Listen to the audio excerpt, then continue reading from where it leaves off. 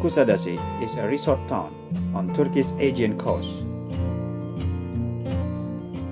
and the center of the seaside district of the same name within Aydın Province.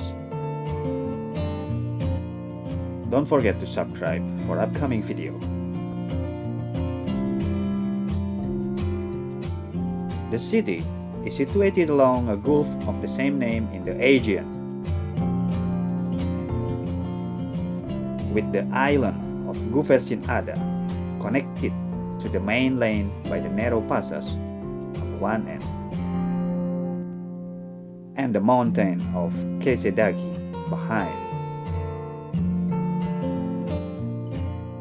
Kusadasi has a residential population of 64,359,